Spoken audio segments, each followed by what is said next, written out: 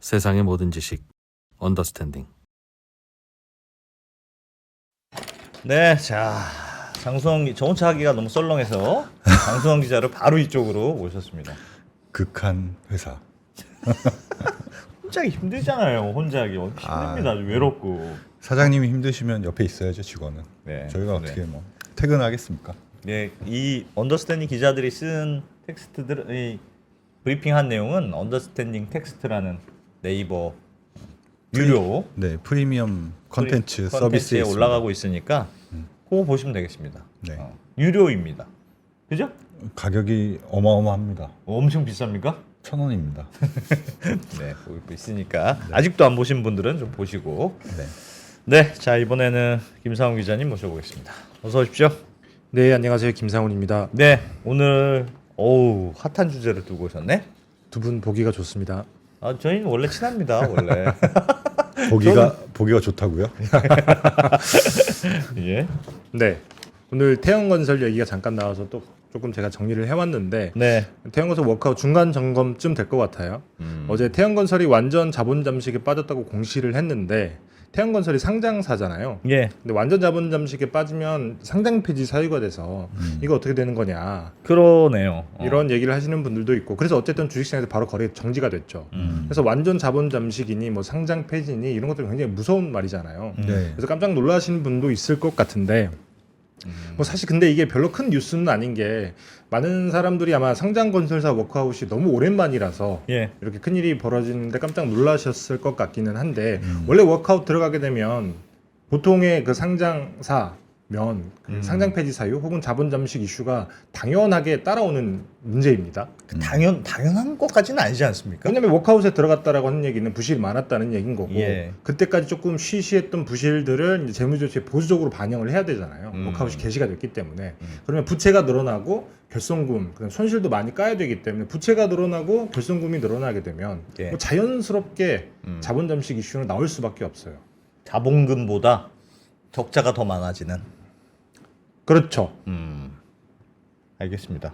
그래서 네. 그러면 그래서 사실 이 문제는 그렇게 큰 문제는 아닌데 진짜 문제는 상장 폐지 사유가 발생을 했다라는 게 아니라 이 건설사 워크아웃의 굉장히 특수성 때문에 사실 건설사 워크아웃의 선결 조건 같은 경우는 뭐가 있냐면 밑에 딸린 PF 사업장들이 다 이렇게 개별적으로 처리 방안 같은 걸 확정을 해야 돼요. 네. 그래서 원래 예전에는 같이 하지 않고 그 워크아웃 플랜을 만들어 놓고 거기에 맞춰서 밑에 있는 개별 사업장들에게 니네 빨리 처리 방안 만들어 와. 니네 사업장 어떻게 할지 계속 사업을 할 건지 아니면 사업을 접고 경공모에 넘겨서 땅값만 받아가지고 뭐 선순위 후순위에 따라서 나눠 갈지 예. 이런 식으로 결정을 해야 되는데 이게 빨리 결정이 돼야 워크아웃 플랜도 확정이 되고 그래야 이제 워크아웃이 제대로 본격적으로 시작이 되는 건데 문제는 아직까지 그 태형건설 같은 경우 59개 PF 사업장이 있는데 이게 다 완결이 안 됐어요. 원래 지난달 10일까지 다 내라고 얘기를 했는데 뭐 늦게 낸 곳도 있고 그렇지만 지난달 10일 기준으로 봤을 때는 절반 정도가 됐고 지금 한 4곳 정도가 남아 있는 건데 여튼 이게 확정이 돼야 사실 그 상장 폐지 사유를 해소할 수 있는 문제. 뭘 내야 되는 겁니까? 그러니까 내가 지금 짓다 마른 그 건설을 네. 이제 아파트 올려야 되는데 안 올리고 그냥 뭐 땅만 있는 상태에서 그럼 올릴지 말지를 결정하는 걸 내야 되는 거예요? 뭘 내야 되는 거예요? 그렇죠. 그러니까 뭐 예를 들면 땅만 있는 사업장이다. 그래서 본 PF로 넘어가야 된다. 그럼 예. 우리는 본 PF로 넘어가서 분양을 한번 해보겠습니다. 이걸 결정을 하든가 아니면 땅만 가지고 있기 때문에 이거 땅 팔아가지고 우리 그냥 순위별로 다 순위별로 돈을 나눠 가질게요. 아, 어차피 청산하고 안 될 갈게요. 사업인 것 같습니다. 예. 이런 식으로 결정을 해야 되는 건데 그게 아직까지 끝나지 않았다는 거죠. 그래서 원래는 4월 11일 그때 그래서 뭐 총선 바로 다음 날이다 이런 얘기도 있었지만 예. 원래는 4월 11일 날 태형건설의 워크아웃 플랜을 만들어서 채권단이 모여서 이거라고 하는 그 의결을 하기로 했는데 예. 그래서 주채권은행의 산은이 이게 다 안 만들어졌기 때문에 사실 그 상장 폐지 사유를 없애야 되는 출자 전환이나 감자 이런 것도 결정을 할 수가 없어서 일단 5월 11일로 다시 미뤘습니다.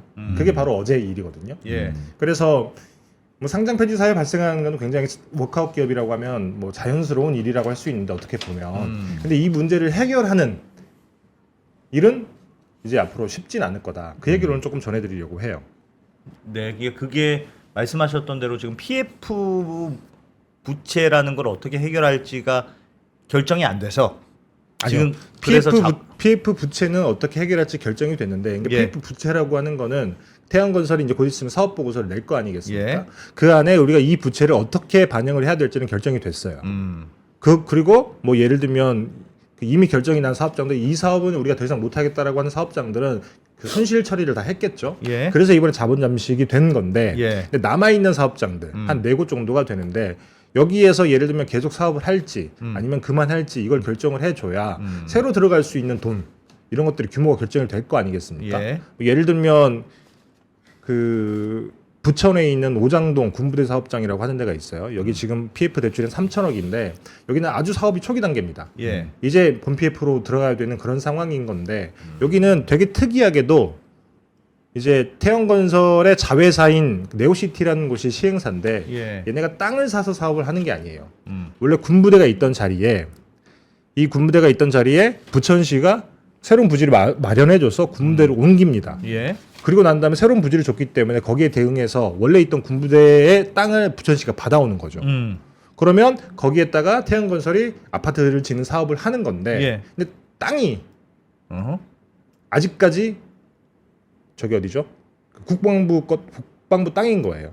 아, 아직 소유권이 안 넘어왔어요? 그렇죠. 원래 소유권이 넘어와도 부천시로 넘어오는 거고 예. 그 시행사인 그 네오시티가 땅을 사서 하는 사업이 아니기 때문에 이미 PF 대출이 나갔는데 예. 그러면 그 대출을 해준 금융기관들 입장에서는 이 사업은 못 먹어도 고 이런 거죠. 왜냐하면 담보물이 없어요.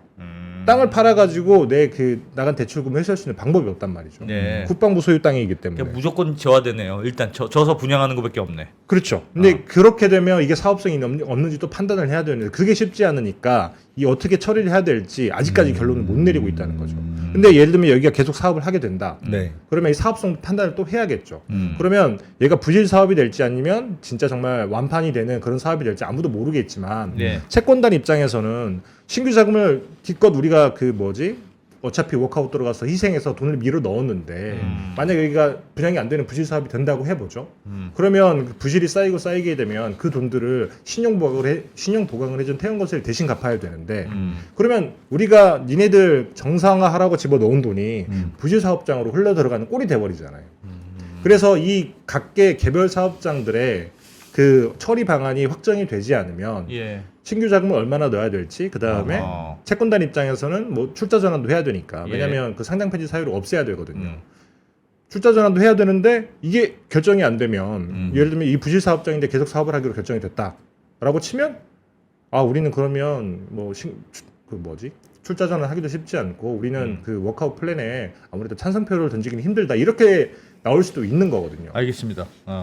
그 아까 전에 그러니까 워크아웃에 들어가면 대부분 상장 폐지 쪽으로 가더라. 네. 그거에 대해서 조금 자세히 좀 설명을 해주십시오. 뭐 네. 일반적으로 그렇게 들었던 건 같은데 네. 그게 구체적인 원리가 어떻게? 이게 뭐 조금 개념 되는 설명 겁니까? 같은 거라서 어려울 수 있긴 한데 제가 최대한 뭐 쉽게 설명을 드리자면 잠깐 예. 슬라이드 하나 보여드릴게요. 우리가 보통의 재무제표라고 하는 게 이런 거잖아요. 쉬워 보이지는 않는데 하여튼 뭐 어렵진 않습니다. 네. 보통의 재무제표라고 하는 게 이쪽에 자산이 있으면 네. 자산은 부채 플러스 자본이에요. 그렇죠. 자산은 우리 부동산을 내가 갖고 있는 게 내 자산이야. 네, 그러면 은행에서 빌린 돈, 내 돈 합쳐서 그거 다 자산으로 잡죠. 그렇죠. 네. 그래서 부채 플러스 자본인데 그 자본은 뭐 자본금 직접 나중에 그 뭐지 나중에 아니죠. 처음에 그 주식을 발행하고 그 처음에는 주식을 사간 돈. 사람한테 받은 돈 이게 납입 자본금이라 해서 자본금이 있고 음. 자본잉여금이라 그래서 뭐 증자를 하거나 이런 식으로 해서 만들어진 자본잉여금이 있고 예. 그다음에 영업이익을 내서 뭐 세금 내고 그다음에 뭐 비용 떨고 이런 것도 하고 남은 이익 잉여금 버는 돈. 맞습니다. 돈. 이렇게 해서 이렇게 재무제표가 구성이 되는데 예. 보통은 부분 자본 잠식이라고 하면 이런 거예요. 그러니까 자산이 이렇게 있고 근데 부채가 많이 늘어났어요. 예. 결손금이 이렇게 쌓였단 말이죠. 그래서 자산은 부채 플러스 자본이어야 되는데 예. 이 그 결손금이 조금 많이 나서 예. 자본금을 까먹을 정도가 됐다.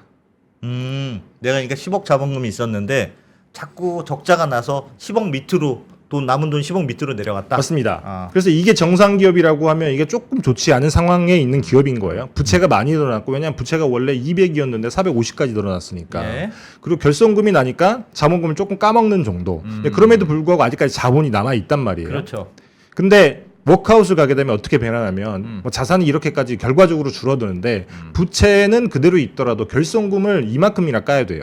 왜요? 결성금 많이 까야 됩니까? 아까 말씀한 워크아웃이 되게 되면 부실 사업장을 부실 사업장들의 정리하니까. 손실이 아. 일어나잖아요. 그 손실을 반영해야 되니까 뭐 예를 들면 그 처음에 그 태양건설이 워크아웃 개시한다고 했을 때 많은 논란이 있었던 게 PF 우발 채무. 예. 이거를 정말 진짜 태양건설 빚으로 봐야 되냐 아니냐 그런 얘기가 많았었잖아요. 그래서 뭐 예를 들면 우리가 책임준공이라고 얘기를 해놨는데 알고 봤더니 책임준공을 제대로 하지 않으면 채무 인수를 해야 된다. 그럼 이거는 100% 니네 태양건설의 빚으로 봐야 되는 게 아니냐라고 우리가 다툼이 있었는데 예. 근데 이런 것들을 굉장히 보수적으로 일단 부채에 집어넣기 때문에 일단 부채가 많아지는 거예요.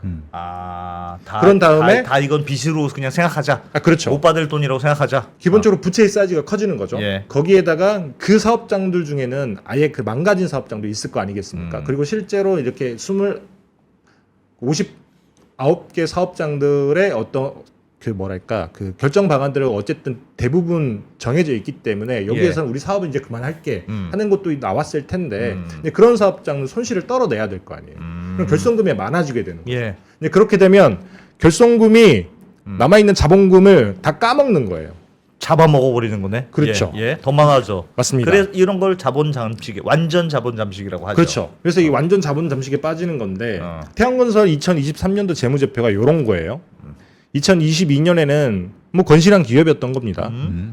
자산이 4.3조고 부채가 3.6조. 예. 그 다음에 자본금이 200억쯤 되고 뭐 이익잉여금, 자본잉여금 해서 이 자본 계정에 0.7조가 쌓여 있었어요. 예. 누가 봐도 건실한 기업처럼 재무제표상으로는 보이죠. 예. 근데 2023년에 어찌됐든지 간에 PF 위기가 터지고 그런 것들이 막 나오면서 워크아웃이 들어가고 난 다음에 보수적으로 봤더니 빚이 이만큼 늘어났어요. 2.2조가 늘어났어요. 자산보다 빚이 더 많죠. 예.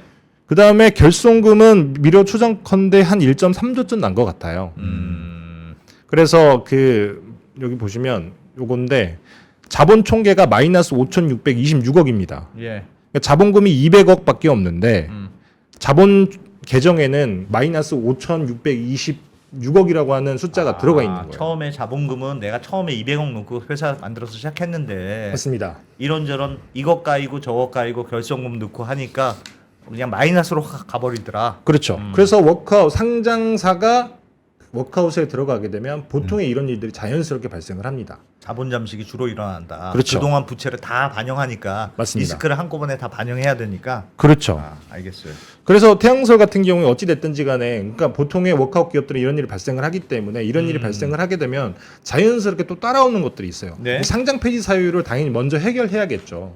예. 상장 폐지 사유를 언제까지 해결해야 되냐면 2023년도 회계연도 그 사업 보고서기 감사 보고서기 때문에 이 감사 보고서가 제출이 돼야 되는 법정 시한이 4월 1일까지거든요. 네. 그 이전에 우리가 어떤 방식으로 이 자본 잠식 문제를 해결을 하겠다. 완벽하게 해결은 못 하더라도 그 지정 관리 종목 지정이라고 하죠. 네. 그게 부분 자본 잠식인 건데 그러니까 자본 총계가 자본금의 50% 딱 이게 그 지정 관리 종목 지정 기준이에요. 예. 여기 보시면 이 자본금이 200억이잖아요. 네. 그러면 이 자본 총계는 적어도 100억은 있어야 된다는 거예요. 플러스로. 네. 그 이게 부분 자본 예. 여기까지는 살려놔야 되거든요. 저렇게 어떻게 합니까? 그럼? 5,700억을 넣어야 되는 거예요, 그러면? 그렇죠. 5,700억을 밀어 넣어야 되는 거죠. 부분 자본 장식까지 가려면. 예. 그래서 어떻게 하겠다라고 하는 문서를 4월 1일 날 예를 들면 그 감사 보고서를 제출을 한다. 그러면 거기에 문서로 끼워 넣어야 됩니다. 근데 감자나 그 출자 전환 이런 것들이 방법이 될 텐데 감자는 뭐 조금 어려울 수 있긴 하지만 감자는 이런 거죠. 예. 뭐 예를 들면 자본금이 100억이 있다. 근데 결손금이 50억이 났다. 예. 그러면 자본 총계는 50억입니다. 네. 근데 자본금이 100억이 마이너스 50%. 그렇죠. 자본금이 100억이기 때문에 그 우리가 흔히 생각하는 자본 잠식 비율을 따지게 되면 예. 이 자본 총계를 자본금으로 나누거든요. 그래서 50%인 거예요. 이게 딱 그러니까. 그 부분 자본 잠식. 원래 자본금 100억이었는데 절반 까먹었어. 그렇죠. 그냥 그런 거고. 예. 근데 이걸 만약에 4대 1로 감자를 한다. 그럼 자본금이 100억에서 25억으로 줄어들겠죠. 예. 근데 나머지 75억은 감자 차익이라 그래서 자본 이익금으로 생기는 거예요. 그러면 이 결손금 50억을 깔 수가 있죠. 네. 그러면 자본 총계는 50억으로 똑같은데 아. 자본금은 100억에서 25억으로 줄고 감자 차익이 25억이 있으니까 결국에 자본 총계를 자본금으로 나눈 그 자본 잠식 비율은 200%. 그러니까 정상 기업이 되는 거예요. 그래서 이 감자를 해야 되는데 보통은 감자를 먼저 하거든요. 근데 아까 말씀드렸다시피 여기 보시면 이게 어딨죠? 태형건설의 지금 그 요약 재무 상태표인데 예. 자본금이 200억밖에 안 돼요. 어. 그러면 예를 들면 10대 1로 감자를 했다. 그러면 자본금은- 자본 차익이 예. 감자 차익이 180억 생깁니다. 자본금은 줄어들고 차익이 생기는 겁니까? 그렇죠. 근데 문제는 감자를 할 수가 없는 게 자본금이 200억밖에 안 되니까 20대 1로 감자를 하더라도 아. 20대 1로 감자를 하더라도 생기는 돈 190억. 감자 차익은 190억밖에 안 되는 거예요. 그러니까 이 자본 잠식 문제를 해결하기에는 어린 반푼도 없다는 얘기인 거죠. 그래서 결국에는 출자 전환을 해야 되는 건데 예. 근데 문제는 채권단들이 출자 전환에 동의를 해줘야 되는 거죠. 그게 워크아웃 플랜에 이제 포함이 돼야 되는 거고. 그러니까 감자로 해서 자본금을 줄여가지고는 방법이 없고 네, 맞습니다. 빚을 주식으로 전환해서 신규 돈, 뉴머니를 집어넣어줘야 유상증자나 뉴머니까지는 아니고 그냥 예. 회계상으로 바뀌는 거죠. 예. 원래는 부채로 잡혀 있던 거를 출자 전환하니까 자본으로 들어가는 거예요. 그래서 부채 비율도 줄어들고 예. 자본은 늘어나고 출자 전환을 해야 되는데 적어도 5,700억 정도를 해야 된다고 말씀을 드렸잖아요. 예. 근데 지금 그거 하면 안 됩니까? 전체 직접 차입금이라고 하죠. 출자 전환할 수 있는 직접 차입금의 규모가 태양건설이 1.3조쯤 돼요. 예. 근데 1.3조의 직접 차입금을 다 출자 전환할 수 있는 건 아닙니다. 그 중에는 담보가 잡혀 있는 것도 있고 담보가 잡혀 있지 않는 것도 있어요. 정확하게 비율이 얼마인지는 알 수는 없습니다만 예. 담보가 잡혀 있는 직접 차입금 빚은 출자 전환을 할 수가 없어요. 담보가 있으니까. 담보가 있으니까.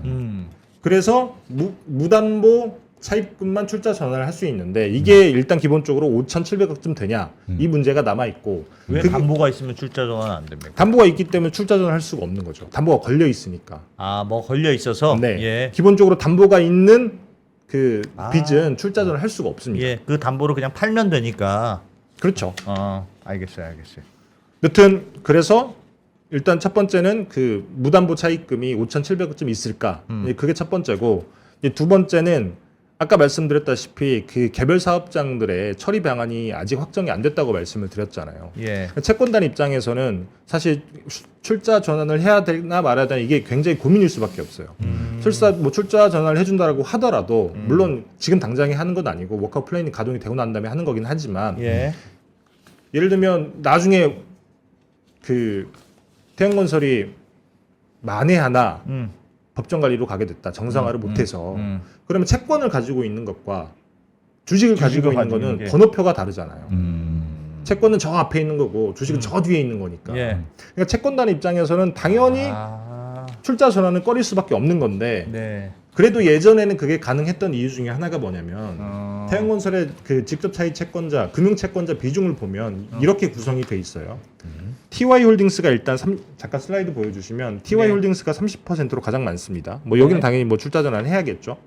근데 나머지는 보면 우리금융그룹, 산업은행 조금 있는 거고 나머지는 다 기타 금융기관들이에요. 예. 뭐 지역 단위 신협도 있고 증권사도 있고 캐피탈도 있고. 근데 그렇다 보니 예전에는 산은이 굉장히 많은 금융채권을 가지고 있고 나머지 시중은행들이 대부분의 금융채권을 가지고 있기 때문에 금융당국에서 결정만 하게 되면 사실 금융당국이 원하는 대로 출자 전환이 되는 거죠. 예. 근데 이렇게 기타 금융기관 차입자들이 많게 되면 이 사람들이 과연 출자 전환 하겠다라고 선택을 할 거냐 이 말인 거죠.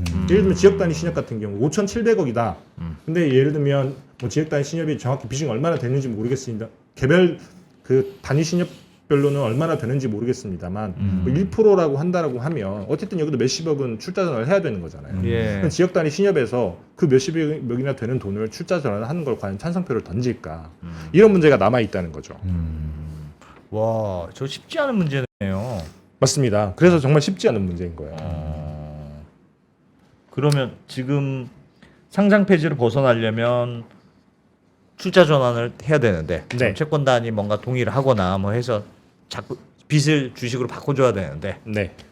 그게 그 이런저런 계획이 일단 4월 1일까지 제출이 돼야 되는데 그게 안 되면 일단 뭐 수세에 몰리기는 하죠. 그렇다고 해서 뭐 당장 상장 폐지가 되는 건 아닙니다. 제가 물어봤던 실무적으로는 그렇게 한다고 하더라고요. 4월 1일까지 제출을 해야 되는데 4월 1일 날 제출되는 감사 보고서에 예. 회계법인이 의견 거절이나 비적정인가요? 예. 이렇게 의견을 내게 되면 그럼 이거는 상장 폐지 사유는 사라지고 예. 그 뭐 의견 거절 이런 사유를 적어놨다. 예. 회계법인이 그러면 태양건설 당사가 해당 회사가 이의 신청을 할 수 있습니다. 거래소에. 그러면 개선 기간이 1년 부여가 되는 거예요. 네. 시간을 벌 수 있는 거죠. 아, 다른 이유로 맞습니다. 요 이유가 아니고 그러니까 자본 그쵸. 잠식 이유가 아니고 자본 잠시 이유는 상관없이 의견 거절이라고 하는 그런 의견을 내게 되면 비적정이라든지 그런 의견을 내게 되면 태양건설이 이의 신청을 할 수 있고 그러면 1년 동안의 개선 기간이 부여되기 꼼수네, 때문에 꼼수? 맞습니다. 일종의 꼼수 같은 거죠. 근데 다만 제발 좀 의견 거절을 써줘 뭐 이러는 거예요? 아마도 그렇게 되지 않을까라고 생각을 하는데 뭐 물론 이걸 꼼수라고 비판하는 사람도 있을 수 있겠습니다만 예. 사실 상장 폐지라고 하는 거는 일종의 투자자 보호가 목적인 거잖아요. 예. 근데 태양건설이 어찌됐든 워크아웃에 들어가고 워크아웃 플랜이 확정이 되게 되면 어찌됐든 나중에 결과가 어찌 나올지 모르겠지만 정상화를 위해서 노력하는 게 정해져 있는 기업인 건데 네. 이 상장 폐지 사유가 어쨌든 자연스러운 결과인 거고 그렇다고 해서 이 자연스러운 결과가 나왔다고 상장 폐지를 바로 시켜버리면 빡빡하게 어떡하냐. 시켜버리면 당장의 투자자들에게 피해가 갈 수 있기 때문에 예. 어찌됐든 이런 구멍이 있는 게 훨씬 더 나은 거다라고 얘기하는 사람도 거래 있습니다. 정지 상태에서 그냥 쭉 이어지게 1년 동안 어쨌든 시간은 버는 거죠. 그렇게 될 가능성이 높겠네요. 매우 높다고 생각을 합니다. 그렇지. 상장 폐지는 센 조치죠. 센 조치. 상장 폐지되면 당장에 뭐 그 수만 딸려 있는 개인 투자자들이 피해를 볼 수밖에 없으니까. 예. 그거는 뭐 선택할 수 없는 영역이겠죠. 알겠습니다. 그러면 어떻게 되는 거예요? 이제 눈치를 보는 건가요? 계속 그 기관들은 뭐 출자 전환을 어떻게 해야 될지 뭐. 일단 가장 첫 번째는 그 남아 있는 4개 사업장들의 그 처리 방안이 확정이 돼야 되겠죠. 아까 네. 말씀드렸다시피 뭐 부천 사업장 이런 것들은 뭐 나머지 4곳도 3곳도 상황은 비슷할 거라고 저는 생각을 해요. 어떻게 결정하기가 굉장히 쉽진 않겠지만 어쨌든 그런 쪽에서 결정이 돼야 어쨌든 채권단 입장에서도 이거 좀 빨리빨리 결정하라고 하면 안 됩니까? 그게 결정이 쉽지 않다니까요. 아니 아까 오장동 말씀을 드렸잖아요. 예. 부천 오장동. 아니 3천억을 꿔줬어요 금융기관이. 근데 이거 받을 수 있는 방법이 없습니다. 그럼 이거 다 손실 처리해야 됩니까? 예. 못 먹어도 그냥 사업으로 가야죠. 그럼 채권 금융기관 입장에서는. 근데 사업성이 없는 걸로 판단이 돼요. 이제 그러면 태양건설도 그렇고 나머지 부천시라든지 네. 이런 것들은 주저주저 할 수밖에 없는 이해관계가 서로 다른 것들이 이렇게 막 껴있으면 그 결정하는 게 굉장히 쉽지 않습니다.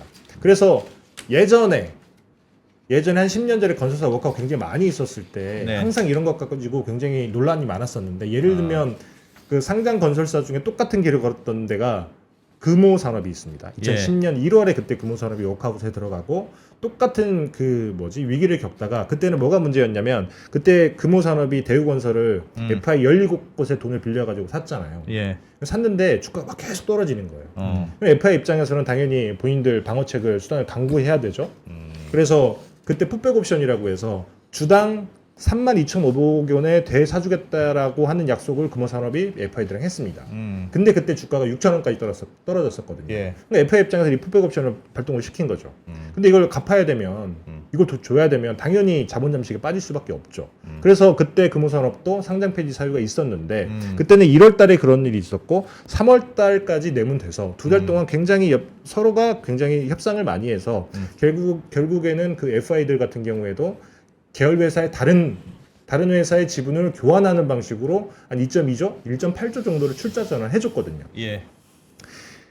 이제 그럼에도 불구하고 여기는 그때 당시에 금호산업 같은 경우에 그 문제는 해결이 됐지만 이 개별 사업장들, 이 나머지 개별 사업장들의 PF는 어떻게 해야 되는지 결정을 내리지 않고 그냥 워크아웃을 개시를 해버렸습니다.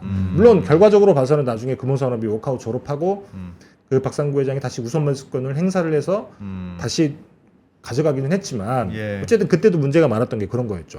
그때 당시 실무를 했던 사람들 얘기를 들어보면 아니 이게 워크아웃 채권단 입장에서는 저 PF 사업장이 우리가 보기에는 경공매로 넘어가서 청산이 돼야 되는 사업장인데 쟤네가 계속 사업을 하겠다고 하면 우리가 밀어 넣은 신규 자금이 저 부실 사업으로 들어가는 거 아니냐. 그럼 얘가 어떻게 정상화가 되냐. 이런 문제들이 계속 반복이 됐었던 거예요. 그래서 이번에는 아예 처음부터 워크아웃 개시를 하자마자 개별 사업장한테 니네 처리 방안 무조건 만들어서 빨리 내 라고 했던 건데 아직까지 만들어지지 않은 거고 그렇다 보니까 워크아웃 플랜도 제대로 만들 수가 없고 채권단 입장에서는 출자 전환을 해야 되는지 말아야 되는지 워크아웃 플랜에 찬성을 해야 되는지 말아야 되는지 굉장히 아리까리한 상황에 놓여 있다는 거죠. 야, 이 워카가 들어가도 가시밭길이 많군요. 맞습니다.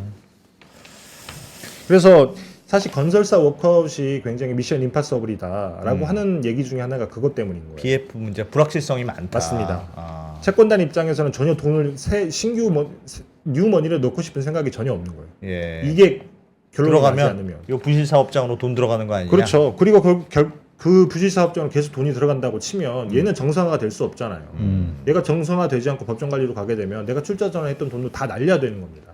어느 채권단이 좋아할 수 있겠어요. 알겠습니다. 태영건설. 야, 태영건설 참 쉽지 상장 않네. 폐지는 큰 얘기는 아니다.